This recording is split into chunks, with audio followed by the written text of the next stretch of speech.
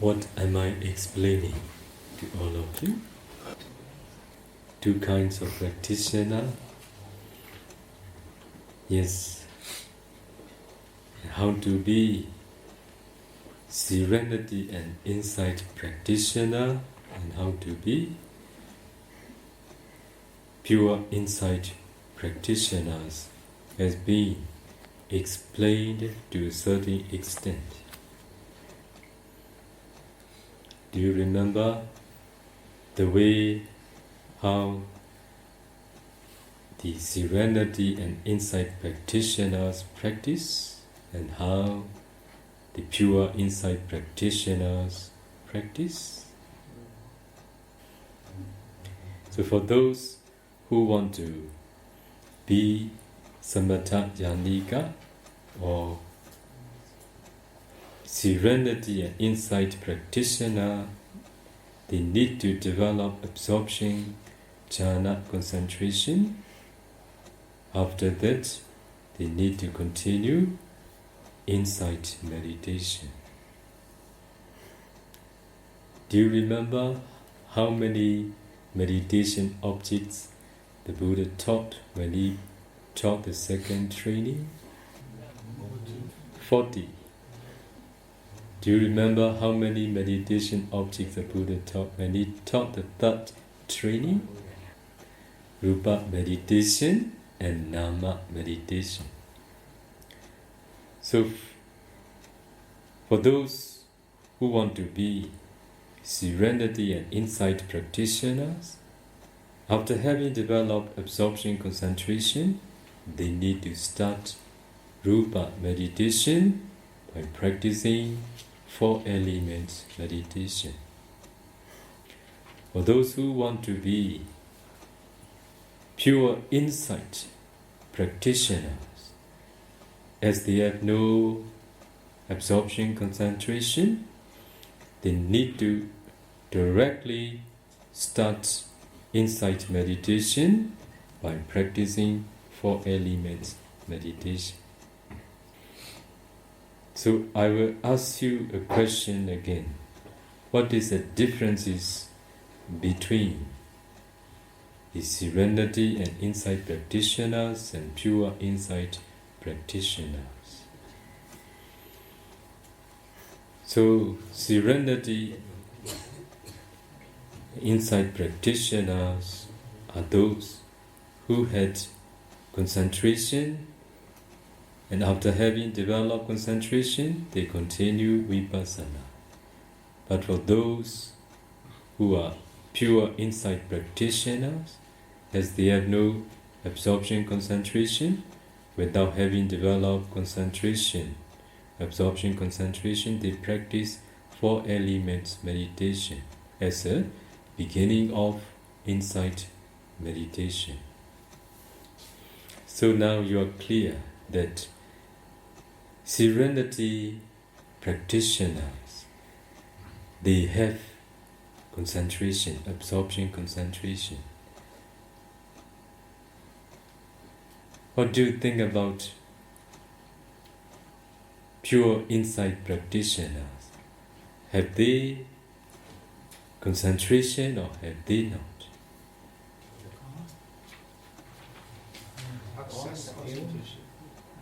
Yes. So I have shared with all of you. Buddha taught 40 kinds of samatha meditation objects. Among 40, 30 leads to absorption, and the remaining 10 leads to excess concentration. 4 elements meditation includes in the 10 meditation objects which can attain up to excess concentration. So when both types of practitioners practice 4 elements meditation systematically, discerning the characteristics of 4 elements in their body, finally they will attain excess concentration. That's why you should understand that pure insight practitioners has concentration too, only having no absorption concentration. Do you remember the purpose of practicing meditation?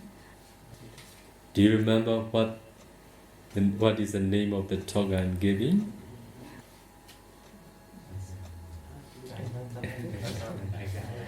Why do we need to practice meditation is the title of the talk that I am giving. So, why do we need to practice meditation? Because we want to know, we want to see the truth. Do you want to see the Buddha? Yes. Do you really want to see the Buddha? Yes. I want to share with all of you, in times of the Buddha, those who see the Buddha, those who see the physical body of the Buddha, there are many those who don't see. I should say like this, there are many those who didn't see even though they see the Buddha.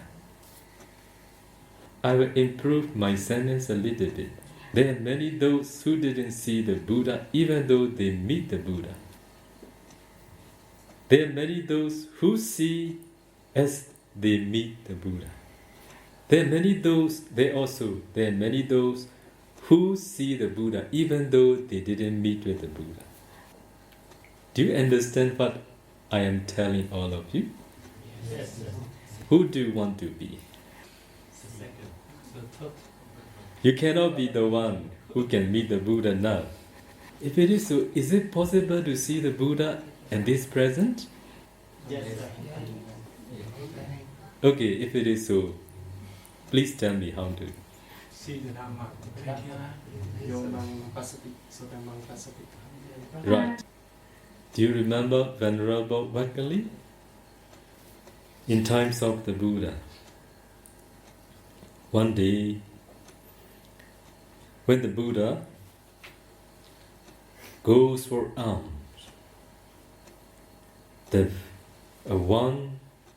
one gentleman see the noble appearance of the Buddha. As the Buddha is the one who has removed all the defilements, even habitual tendency has been removed by the Buddha's path and fruition knowledge. So, the behavior, the manner of the Buddha is, there is no any fault, very complete. Also, the handsomeness of the Buddha is out of comparison. So that gentleman, what happened to his mind? This thought arose in his mind. Oh, so perfect is his behavior. So perfect is his appearance. This thought arose in his mind. I want to see this noble Buddha every day. I will improve my sentence. I want to see such perfect one.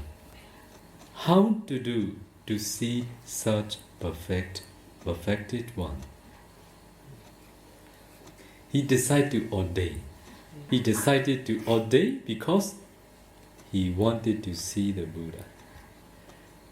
Celestial beings, they are very beautiful, they are very handsome, but their beauty, their handsomeness are out of comparison to the Buddha. Note 2. If you see the Buddha, what will you do?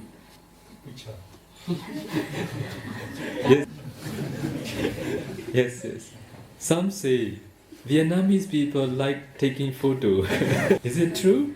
Yes, that's why they told I'm going to take picture. Yes, you may do. But please, if the Buddha appear, The time the Buddha appeared, at that time, sensuality in the human realm is not as much as now. So please be patient. Okay? Your wish to take a photo is impossible at that time. No camera, no iPhone, no iPad, no video. So how good it is? Your mind pay attention most on the essence of the Buddha. Sometimes people's minds are very pure to make an offering. But when they know that someone is going to take their photo, their mind changes. I see it as a disturbance. Do you agree with me? Yes. Yes. So, live simple life and don't use modern devices. The time you do wholesome deeds, it will disturb your power of wholesome states of mind. So, that gentleman who is going to be venerable, luckily, decided to ordain. The reason is because he wanted to see the Buddha. He can't help himself not to see the Buddha. So he ordained. And then he see the Buddha, he went to see the Buddha, he was near the Buddha most of the time. So Buddha knew his Bharami. Buddha knew the right time to teach the Dhamma. Buddha is the one who knows whom to teach, the right time to teach, where to teach, when to teach, how to teach. Buddha knew that his 5 controlling faculties are not yet mature. So Buddha didn't say anything about his action. But one day, the Buddha knew that now is the time to admonish this venerable. So Buddha said, what is the use of looking at this repulsive body? Even though you are following all of my steps, even though you see me, you don't see me. Yo Dhammam Passati, Somam Passati. Who sees the Dhamma sees me. Who sees the Buddha? Those who see the Yo Dhammam Passati, Somam Passati. Who sees the Dhamma sees the Buddha. I will repeat my question. Who sees the Buddha?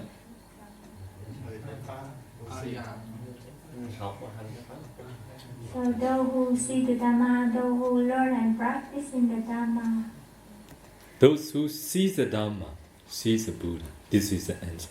Okay? Those who just learn the Dhamma doesn't see the Buddha. That's why I told all of you, I repeat the 3 phrases that I have told all of you. There are those who didn't see, even though they meet the Buddha. Another sentence, another phrase. There are those who sees as the. There are those who sees the Buddha as they see, as they meet the Buddha.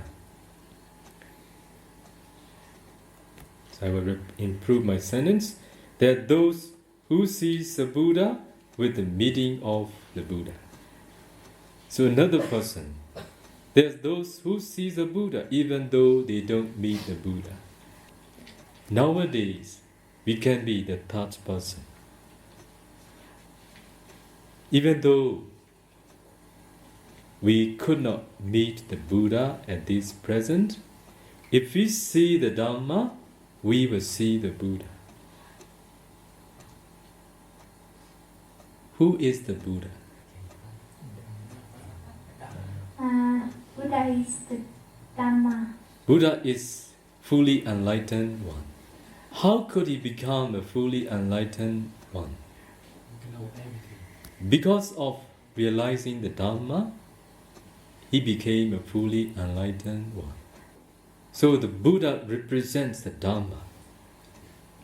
So the time he was in a palace, and the time he renounced the world, before he realized the Dhamma, he has the same body. So at that time, he is not called the Buddha. After he became a Buddha, also he has that same body. The body is not the Buddha. There are two bodies, Rupa Kaya and Dhamma Kaya.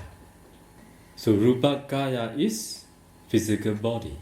Dhamma Kaya is the body of the Dhamma. Because of attaining of the Dhamma, Dhamma Kaya appeared. So this represents the Buddha. So that's why when you see the Dhamma at the time, you will see, you will know the Buddha. So there a question arose between Venerable Nagasena and King Milena. Bande Nagasena Atti Bodho Attiti. What does it mean? Bande Nagasena Bodho Attiti. Venerable Nagasena, is there a Buddha? Bodho Attiti. So Venerable Nagasena gave an answer. Atti Bodho. Yes, there is a Buddha. Do you agree with it? So, the King Milena continued his question. Is it possible to show that Buddha is here, Buddha is there? So Venerable Nagasena gave an answer. As the Buddha has taken final Nibbana, it is impossible to tell you where, it is impossible to show you that here is a Buddha, there is a Buddha. And then the King Milena requested the Buddha, Venerable, can you give me can you make an example? Yes, I can give you an example. There is a huge fire. It has been distinguished. So at that time, can you tell where the fire is? So the King Milena gave an answer. As the fire has been distinguished, it is impossible to say that fire is here, fire is there.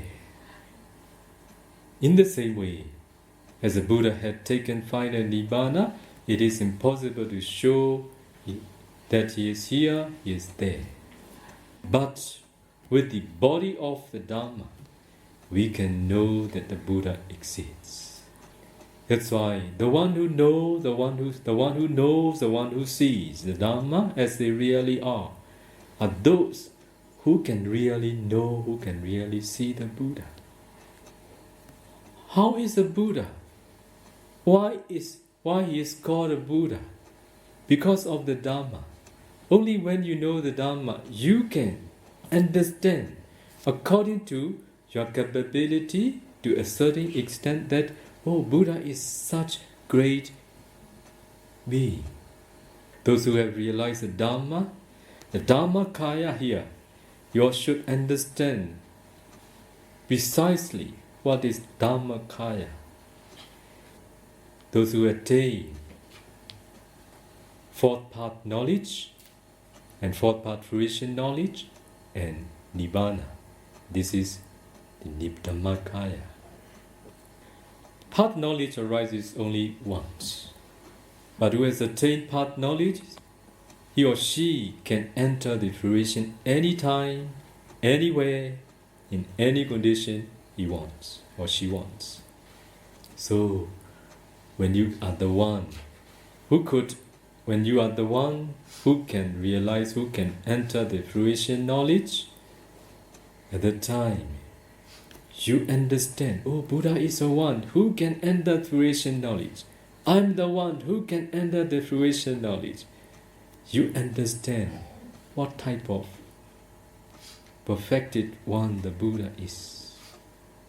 Buddha can enter the fruition knowledge. Buddha can take Nibbana as an object when he enters the fruition knowledge. I'm the one who can enter in the same way the Buddha can enter the fruition knowledge. Whether you are under the tree, whether you are in a hut, whether you are in a cave, whether you are in the empty space, whether you are in the airplane, you can see the Buddha. Don't you want to see the Buddha? Very weak. Do you want to see the Buddha? Yes. Yes. Yes. If it is so, what do you need to do? You need to practice meditation. You need to develop concentration. As the Buddha said, the one who is concentrated knows and sees the truth as they really are. Without knowing how to practice the way taught by the Buddha, impossible for all of us to know and to see the truth and to know and to see the Buddha. I'm very glad that I got the opportunity to share with all of you to know the way the Buddha taught, how to know and see the Dhamma, how to know and see the Buddha. Now I have shared with all of you there are two kinds of practitioners, and by way of practice accordingly, they can know, they can see the Dhamma as they really are, and they can know, they can see the Buddha too, even in this very life.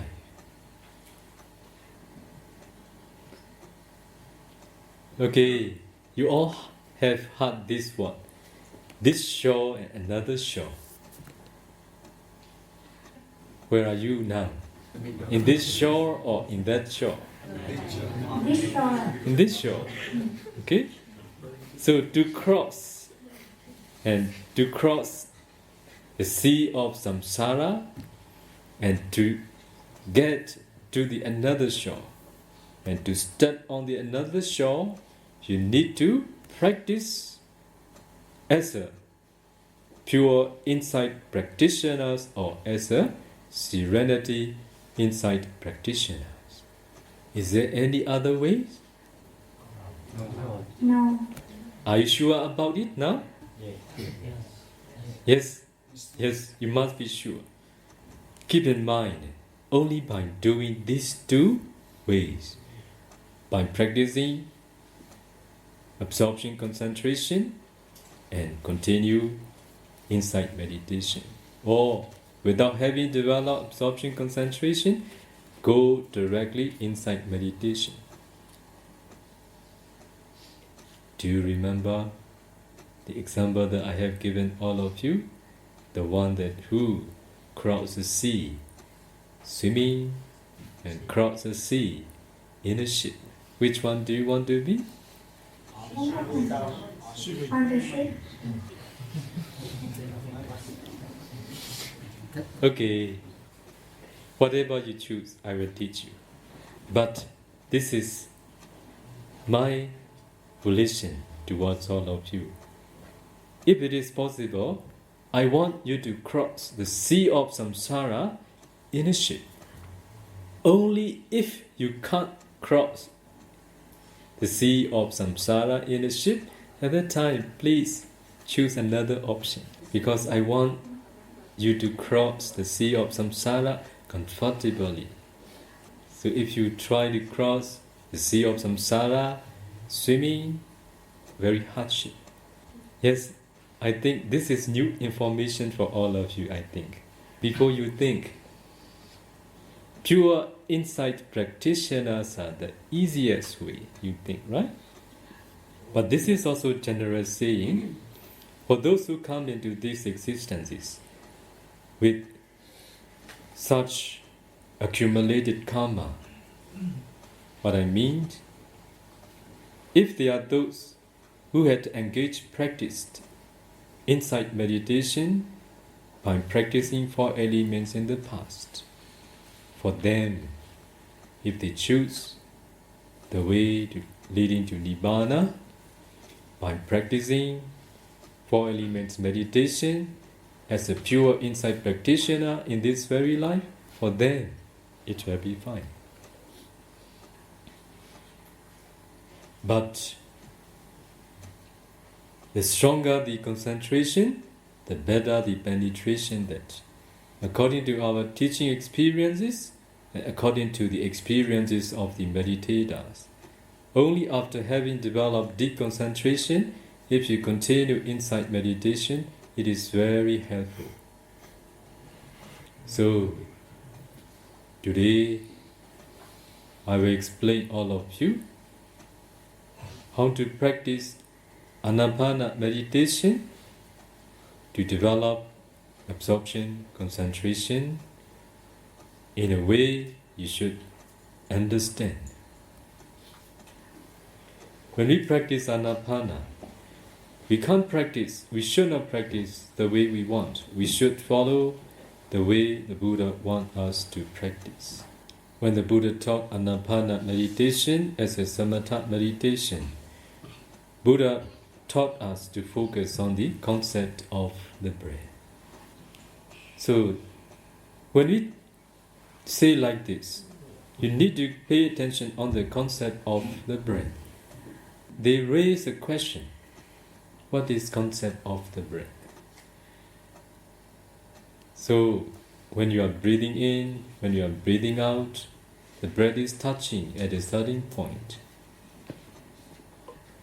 So, if you pay attention on the breath, you need to ignore the phenomena of 4 elements, such as heat or cold, pushing, or hardness. You need to ignore them.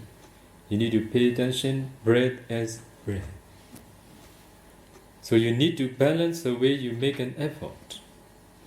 If you put much effort, you will know the characteristics of 4 elements. If you put much effort, you will know the touch more. The object of Anapana meditation is not the touch, the breath is touching there. As the breath is touching there, so if you focus on the breath there, you can know the touch easily if you put a little bit more effort. So because of putting much effort, you know the touch rather than the breath. Because of this, you feel tension, hardness, and you feel discomfort. So, meditation practice is not for dukkha, but for sukha. Many meditators, many beginners, they encounter much dukkha. Do you know what is the reason? Because we are greedy creatures. Do you agree with it? Yes. Whatever we do, we want to be successful. Whatever we do, we want to see the improvement. We always think about result. If you want result, you will not get it. If you practice meditation with much desire, you will get what you don't desire. Now, please beware. Very opposite to the way of making living. When we make our living, we are pursuing after the sensuality. With much desire, we must do. The more we desire, the more we have driving force. The more we make much effort with much desire, we may reach more earlier. But in meditation, the more you desire, the more you encounter difficulty. So without desiring anything, without expecting anything, you need to focus on the object simply with peace of mind. The time we pursue, the time we make our living, our mind is emotionally trembling. When we are pursuing after sensuality, heavy peace of mind or heavy emotional state of mind. You don't know? And some say emotional. Emotional. No peace of mind. But in meditation, you need mindfulness, you need wisdom. Only when the mind is calm, it is possible to develop mindfulness and wisdom. That's why we need the opposite state of mind. When we pursue after sensuality, we need emotion. But when we seek for the Dharma, we need calm mind. That's why your attitude, your point of view must be improved the time you're going to practice meditation. Sensuality is the object of defilement. Meditation object is not the object of defilement. It is the object of mindfulness and wisdom. Where there is no calm mind, there will be no mindfulness and wisdom. If there is no calm mind, you can't make grow of mindfulness and wisdom. That's why always make your mind calm at the beginning of every sitting. So when you focus on the object, in-breath and out-breath, for sure, for beginner, impossible to maintain continuously for a long time.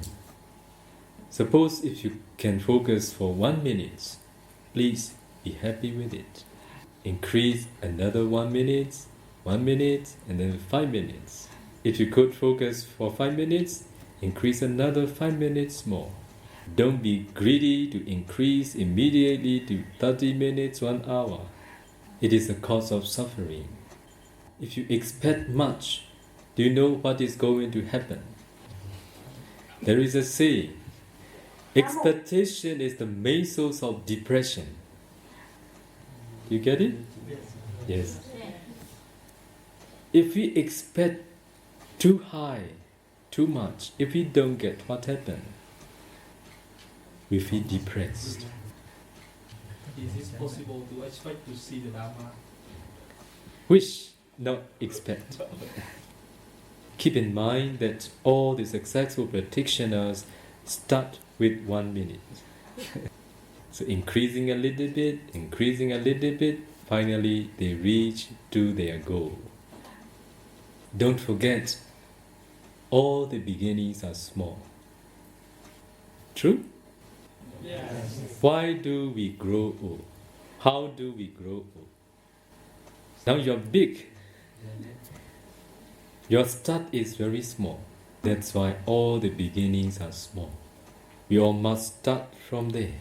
But we must be determined to increase a little bit. And then slowly you will be able to focus for 30 minutes, 40 minutes, 50 minutes, 1 hour, 1.5 hours. Very great. So, in general, if you could focus well, if you could focus on the breath for 1.5 hours with good qualities, so at the time it will produces the light. Mostly when the light appears, at the time the light appears somewhere in front of you, a little bit far distant from your nostril, above, below, left or right. So at the time the light will attract you as it is very new. Our mind are very interested in new things. At the time, all the practitioners need to train to ignore the light just by focusing on the breath as usual. So if they can do so, just by focusing on the breath continuously longer and longer, the light that appears a certain distance in front of the face or below or above and so on, it will come closer and it will nearer to the nostril. When it comes close to the nostril, at the time also keep focusing on the breath as usual, ignoring the light. So finally, the light unify with the breath. You see the light at the same place you focus the breath. Light and breath becomes one. When they start unifying, it is unstable yet.